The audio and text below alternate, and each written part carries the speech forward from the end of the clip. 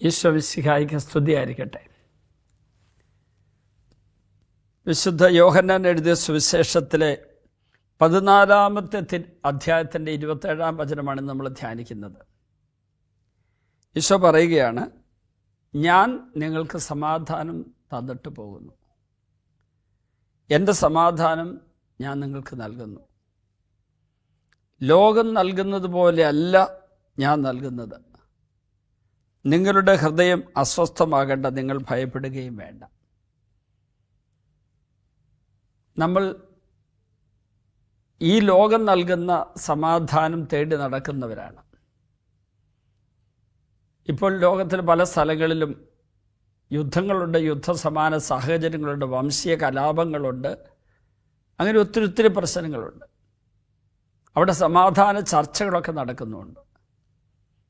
അവിടെ സമാധാനം സ്ഥാപിക്കാൻ വേണ്ടിയുള്ള പരിശ്രമങ്ങളിൽ ഒരു സത്യം മാത്രം ലോകം അറിയുന്നില്ല.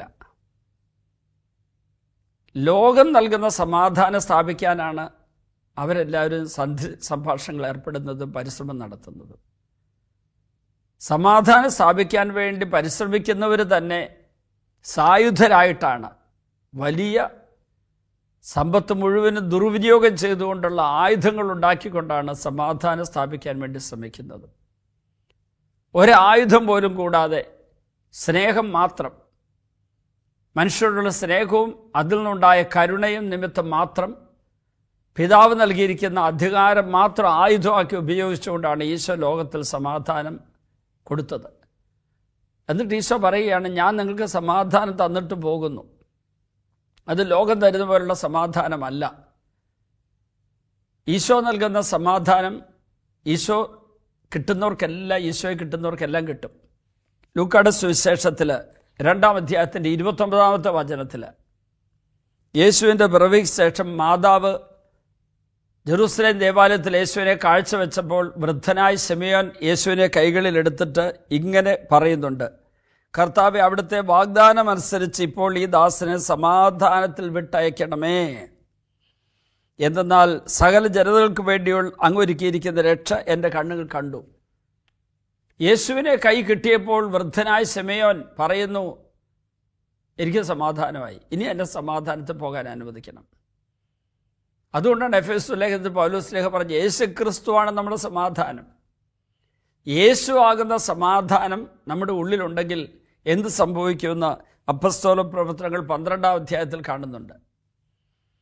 ഒന്ന് മുതലുള്ള തിരുവചനങ്ങൾ. ഹെരോദോസ് രാജാവ് സഭയിൽപ്പെട്ടവരെ പീഡിപ്പിച്ചുകൊണ്ടിരിക്കുകയാണ്. യോഹന്നാൻ്റെ സഹോദരനായ യാക്കോബിനെ വാളിനിരയാക്കി. ഇത് യഹൂദരെ സന്തോഷിപ്പിച്ചു എന്ന് കണ്ട് പത്രോസിനെ ബന്ധനസ്ഥനാക്കി. എന്നിട്ട് പത്രോസ് ബന്ധനസ്ഥനായി കിടക്കുകയാണ്. അവരെ ജനത്തിൻ്റെ മുമ്പിൽ കൊണ്ടുവരാനായിട്ട് ഇപ്പോൾ ബന്ധനത്തിലാക്കിയിരിക്കുകയാണ്. പരസ്യവിചാരണയ്ക്ക് പുറത്തു കൊണ്ടുവരാൻ ഹെരോദോസ് ഉദ്ദേശിച്ചിരുന്നതിൻ്റെ തലേ രാത്രി പത്രോസ് ഇരുമ്പ് ചങ്ങലകളെ ബന്ധിതനായ 2 പടയാളികളുടെ മധ്യ ഉറങ്ങുകയായിരുന്നു. പട്ടാളക്കാർ കാരാഗ്രഹ വാതിൽക്കൽ കാവൽ നിൽക്കുന്നുണ്ടായിരുന്നു. പെട്ടെന്ന് കർത്താവിൻ്റെ ദൂതൻ പ്രത്യക്ഷനായി ആ മുറിയാകെ പ്രകാശം നിറഞ്ഞു. അവൻ പത്രോസിൻ്റെ പാർശ്വത്തിൽ തട്ടി ഉണർത്തിക്കൊണ്ട് പറഞ്ഞു, വേഗം എഴുന്നേൽക്കൂ. ഞാൻ നിങ്ങളോട് ശ്രദ്ധിക്കാൻ പറയുന്ന കാര്യം ഏതെന്നറിയോ? പത്രോസ് കിടന്നുറങ്ങുക. കാരാഗ്രഹത്തിനകത്ത് ചങ്ങലകളാൽ ബന്ധിക്കപ്പെട്ട പടയാളികളുടെ മധ്യേ വാളും പിടിച്ച് നിൽക്കുന്ന പടയാളികളുടെ ഇടയിൽ കിടക്കുന്ന പത്രോസ് ശാന്തമായിട്ട് കിടന്നുറങ്ങുക. അതെങ്ങനെ പറ്റി? ഈശോ അവൻ്റെ ഉള്ളിലുണ്ട്. ഈശോ നൽകുന്ന സമാധാനമുണ്ട്. ഈശോ നൽകിയ പരിശുദ്ധാത്മാവിൻ്റെ അഭിഷേകമുണ്ട്. അപ്പോൾ വലിയ കലാപകലുഷിത അന്തരീക്ഷത്തിൽ കഴിയുന്ന വ്യക്തികൾക്ക് പോലും, പ്രതികൂല സാഹചര്യങ്ങളുടെ പെരുവെള്ളപ്പാച്ചിന് നടുവിൽ നിൽക്കുന്ന ഒരു വ്യക്തിക്ക് പോലും ഉള്ളിൽ യേശു നൽകുന്ന സമാധാനമുണ്ടെങ്കിൽ ശാന്തമായിരിക്കാൻ പറ്റും. പ്രിയപ്പെട്ട ദൈവജനമേ, ഞാനൊരു സംഭവം ഓർക്കുകയാണ്. ഒരിക്കലൊരു രൂപതയിലെ ഒരു ഇടവകയിൽ ഒരു പ്രശ്നമുണ്ടായി. ഞാൻ വലിയ വിശദീകരണമൊന്നും ഇവിടെ പറയില്ല, സ്ഥലവും ആളും ഒന്നും വ്യക്തമാക്കാതെ ഞാൻ പറയുള്ളൂ. ആ വലിയ പ്രശ്നമുള്ള ഇടവകയിലേക്ക് ബിഷപ്പ് കടന്നു ചെല്ലുകയാണ്. ഇടവകയിലെ കലാപത്തിന് നേതൃത്വം കൊടുക്കുന്ന ഒരു പറ്റം ആൾക്കാർ, യുവാക്കളുമുണ്ട് മധ്യവയസ്കരുമുണ്ട്. അവർ പറഞ്ഞു, ബിഷപ്പ് ഇവിടെ കാര്യം ചവിട്ടാൻ ഞങ്ങൾ സമ്മതിക്കില്ല. കാരണം ബിഷപ്പിനും ഇക്കാര്യത്തിൽ ഉത്തരവാദിത്വമുണ്ട്. അപ്പോൾ എതിർത്ത് നിന്ന മറ്റേ ആൾക്കാർ, അല്ലെങ്കിൽ ഈ എതിരാളികളോട് എതിർത്ത് നിൽക്കുന്ന ആൾക്കാർ ചോദിച്ചു, പിന്നെ ആരെ കൊണ്ടുവരണം? ഉടനെ അവർ ഒരു പേര് നിർദ്ദേശിച്ചു. അവിടുത്തെ MP, MLA ഇവർ രണ്ടുപേരെ കൊണ്ടുവരണം. ഇവർ രണ്ടുപേരും അക്രൈസ്തവരാണ്. അപ്പോൾ നമുക്കറിയാമല്ലോ, ഇടവകയിലെ ഒരു പ്രശ്നം പരിഹരിക്കാൻ വേണ്ടി ആരെക്കുറിച്ചുള്ള ആരോപണമാകട്ടെ, എന്തെങ്കിലും ഒരു യാഥാർത്ഥ്യമാകട്ടെ അല്ലാതിരിക്കട്ടെ, ആ പ്രശ്ന പരിഹാരത്തിനായിട്ട് സെക്കുലർ വേൾഡിലെ, ഈ ലോകത്തിലെ രാഷ്ട്രീയ ഭരണാധികാരികളെയാണോ നമ്മൾ കൊണ്ടുവരേണ്ടത്? നമ്മുടെ ആരാധനാ വിധികളുമായിട്ട് ബന്ധപ്പെട്ട പ്രശ്നങ്ങൾ തീർക്കാൻ വേണ്ടി ലോകത്തിലെ ന്യായാധിപന്മാരെയാണോ നമ്മൾ സമീപിക്കേണ്ടത്? നമ്മുടെ പ്രാർത്ഥനാ ജീവിതത്തിൻ്റെ, ആത്മീയ ജീവിതത്തിൻ്റെ ശോഭ വർദ്ധിപ്പിക്കാൻ വേണ്ടി ചെയ്യേണ്ട കാര്യങ്ങൾ, അതെങ്ങനെ ചെയ്യണമെന്നുള്ള കാര്യങ്ങളെ നിശ്ചയിക്കാൻ വേണ്ടി ലോകത്തിലെ ഭരണാധികാരികളൊന്ന് സമീപിക്കണോ? ന്യായാധിപന്മാരെ സമീപിക്കണോ? ഇതൊക്കെ നമ്മൾ ആത്മശോധനയുടെ സമയമാണ്. നമ്മൾ തമ്പുരാൻ്റെ പക്കലേക്ക് തിരിയേണ്ട സമയം ഇത്. തമ്പുരാൻ ആലോചന ചോദിക്കേണ്ട സമയം ഇത്. തമ്പുരാൻ്റെ മേൽ മുട്ടുകുത്തേണ്ട സമയം ഇത്. അന്ന് അഭിമന്യ പിതാവ് അങ്ങോട്ട് വരാൻ ജനങ്ങൾ സമ്മതിക്കില്ല എന്ന് വികാരിച്ചൻ അറിയിച്ചു കഴിഞ്ഞപ്പോൾ, അന്ന് രാത്രി ഒരു 10 മണിക്ക് പിതാവ് എന്നെ വിളിച്ചു. കൊച്ചുമാത്തുവച്ച, നാളെ ഞാൻ ഇന്ന സ്ഥലത്തേക്ക് പോവുകയാണ്. ഞാനിത് രാത്രി ജാഗരണ പ്രാർത്ഥനയിലായിരിക്കാൻ പോകും. 1 മണിക്കൂർ ഉറങ്ങും ഞാൻ. പുലർച്ചെ ഒരു 4 മണി മുതൽ 5 മണി വരെ ഞാൻ ഉറങ്ങും. അതുവരെ ഞാൻ പള്ളിയിലിരുന്ന് കുർബാനയുടെ മുമ്പിലിരുന്ന് പ്രാർത്ഥിക്കും. ഞാൻ പറഞ്ഞ, പിതാവേ ഞാനും കൂടാം. ഞാനന്നും മുരുകൂരുണ്ട്. മുരുകൂർ ഡിവൈൻ ധ്യാന കേന്ദ്രത്തിലുണ്ട്. അന്ന് രാത്രിയിൽ എൻ്റെ മുറിയോട് ചേർന്ന് അവിടെ ഒരു ചാപ്പലുണ്ട്. ആ ചാപ്പലിൽ ഞാനും ഇരുന്നു. സാധാരണയാകുമ്പോൾ എനിക്കൊരു 1 മണി 2 മണിക്ക് ആകുമ്പോഴേക്കും ഉറക്കം വരേണ്ടതാണ്. പക്ഷേ എനിക്ക് അന്ന് ഉറങ്ങാതെ തന്നെ പിതാവിൻ്റെ നിയോഗം വെച്ച് പ്രാർത്ഥിക്കാനായിട്ട് എനിക്ക് കൃപ കിട്ടി. ഒരൊറ്റ കാര്യം ഞങ്ങൾ രണ്ടുപേരും പ്രാർത്ഥിച്ചുള്ളൂ. ഞാൻ പിതാവിനോട് പറഞ്ഞു, നമുക്ക് ഒറ്റ കാര്യം ചെയ്യാം. സമാധാന ദാതാവായ, സമാധാന ദൂതനായ, സമാധാനത്തിൻ്റെ ഉറവിടമായ ഈശോ ജനിച്ച അവസരത്തിൽ സമാധാനം ആശംസിച്ചുകൊണ്ടല്ലേ ദൂതന്മാർ പ്രത്യക്ഷപ്പെട്ടത്? Peace be with you. യേശുവിനെ കൊടുത്തുകൊണ്ടാണ് ആ ദൂതന്മാർ സംസാരിച്ചത്. അതുകൊണ്ട് കുർബാനയുടെ മധ്യ നമ്മളെപ്പോഴും പീസ് ബി വിത്ത് യു എന്ന് പറയുന്നത് യേശുവിനെ നൽകലാണത്. കാരണം യേശു നമ്മുടെ സമാധാനം. അപ്പോൾ അവർക്ക് ഇടയിലേക്ക് യേശു കടന്നു ചെല്ലാൻ വേണ്ടിയാണ് പ്രാർത്ഥിച്ചത്. നേരം വെളുത്ത് 5 മണിക്ക് ഞാൻ വെറുതെ പിതാവിനെ വിളിച്ചു. 4 മണി മുതൽ 5 മണി വരെ ഉറങ്ങുന്നു എന്നോട് പറഞ്ഞിരുന്നത്.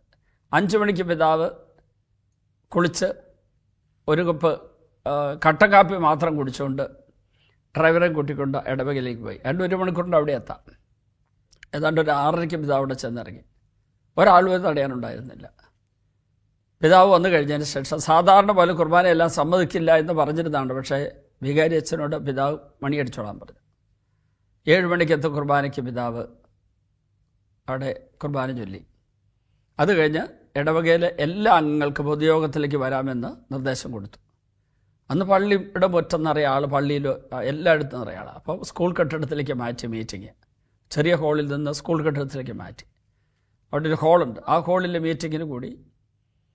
അതിനു മുമ്പ് പിതാവിൻ്റെ കൂടെ നിന്ന് ഞാൻ പിതാവിനോട് പറഞ്ഞത്, പിതാവെ നമുക്ക് ആ മീറ്റിങ്ങിന് മുമ്പ് കുറേ പേരെ കൂട്ടിയിരുത്തി പ്രാർത്ഥിക്കണം. അപ്പോൾ അവിടെ ഒരു കരിസ്മാറ്റിക് പ്രയർ ഗ്രൂപ്പുണ്ട്. അവരൊരു 10-30 പേരുണ്ട്, സ്ത്രീകളും പുരുഷന്മാരുള്ള ഗ്രൂപ്പ്. അവർ അന്ന് രാവിലെ മുതൽ അവിടെ പ്രാർത്ഥന ആരംഭിച്ചു. അതിൻ്റെ തലേദിവസം മുഴുവൻ അവർ പ്രാർത്ഥിച്ചിരുന്ന അവർ പറഞ്ഞത്. ആ പ്രാർത്ഥനയുടെ ഫലമായിട്ടുണ്ടായ സംഭവം എന്തെന്നറിയോ? മീറ്റിംഗ് കൂടിയിട്ട് ഇതിന് കലാപ നേതൃത്വം കൊടുത്തിരുന്ന ഒരൊറ്റ വ്യക്തിക്കും ഒരു കാര്യത്തെ പോലും എതിർക്കാൻ പറ്റാത്ത വിധം ഈശോ എല്ലാവരും നിയന്ത്രിക്കാൻ തുടങ്ങി. അന്നത്തെ മീറ്റിംഗ് കഴിഞ്ഞ ഒരു അമിക്കബിൾ സൊല്യൂഷൻ എന്ന് പറയുന്ന ഒരു സമാധാനപൂർണ്ണമായ, എല്ലാവർക്കും സ്വീകാര്യമായ ഒരു തീരുമാനത്തിലെത്തി. പിതാവ് അത് അവർക്ക് വാക്ക് കൊടുത്തു, നടപ്പിലാക്കി. അത് രൂപതയിൽ അരവൻ്റെ എത്തിക്കഴിഞ്ഞ ഉടനെ എഴുതി ഒപ്പിട്ട് ആ കാര്യം നടപ്പിലാക്കിയെടുത്തു. അത് കഴിഞ്ഞ് അടുത്ത കാലത്ത് കണ്ടപ്പോൾ പിതാവ് എന്നോട് പറയുകയാണ്, നമ്മുടെ ഇന്നത്തെ പ്രശ്നങ്ങളൊക്കെ തീർക്കാൻ വേണ്ടി നമ്മൾ ഏറ്റവും കൂടുതൽ ചെയ്യേണ്ട കാര്യം ഇതാണ്. അടുത്ത എപ്പിസോഡ് ഞാൻ അതിനെക്കുറിച്ച് പറയാം. ഈ സമാധാനം സ്ഥാപിക്കാൻ വേണ്ടി പ്രശ്നങ്ങൾ ഉണ്ടാകുമ്പോൾ, കലാപ കലുഷിത അന്തരീക്ഷം ഉണ്ടാകുമ്പോൾ പരിശുദ്ധ കുർബാനയുടെ പക്കലേക്ക് പോകാൻ നമുക്ക് പറ്റുകയാണെങ്കിൽ, പ്രാർത്ഥിക്കുകയാണെങ്കിൽ വലിയ അത്ഭുതങ്ങളുണ്ടാകും. യേശുവാണ് നമ്മുടെ സമാധാനം. ലോകത്തിന് സമാധാനം സ്വീകരിക്കാൻ പറ്റില്ല, പക്ഷേ ആ യേശുവിനെ ലോകത്തിലേക്ക് ഇറക്കിക്കൊണ്ടുവന്നാൽ അവിടെയുള്ള ലോകത്തിൻ്റെ ഭരണാധികാരിയെ പിശാച് ബഹിഷ്കരിക്കപ്പെട്ടുകൊള്ളും. യേശുവിനെ ആ കലാപകലുഷിത അന്തരീക്ഷത്തിലേക്ക് ഇറക്കിക്കൊണ്ടുവരുന്ന പ്രാർത്ഥനയാണ് നമ്മുടെ വശത്ത് വരേണ്ടത്. അത് നമ്മുടെ വീട്ടിലാകാം, സമൂഹത്തിലാകാം, ഇടവകയിലാകാം, രൂപതയിലാകാം, നമ്മുടെ സമുദായത്തിലാകാം. എല്ലായിടത്തും അതുണ്ടാകണം. അതിനുവേണ്ടി നമുക്ക് പ്രാർത്ഥിക്കാം. ഈശോയെ, അസമാധാനം നിറഞ്ഞ ലോകത്തിലേക്ക്, ഈ ലോകത്തിൻ്റെ അധിപനായ പിശാചിൻ്റെ ഭരണമേഖലയിലേക്ക് അങ്ങയുടെ വിശുദ്ധ സമാധാനവുമായി ഇറങ്ങിച്ചെല്ലാൻ, അങ്ങയുടെ സ്നേഹ സാന്നിധ്യമായി കടന്നുചെല്ലാൻ ഞങ്ങളെ അനുഗ്രഹിക്കുകയും അതിനായി ഒരുക്കുകയും അഭിഷേകം ചെയ്യുകയും ചെയ്യണമേ. പിതാവിൻ്റെയും പുത്രൻ്റെയും പരിശുദ്ധാത്മാവിൻ്റെയും നാമത്തിൽ ആമേൻ.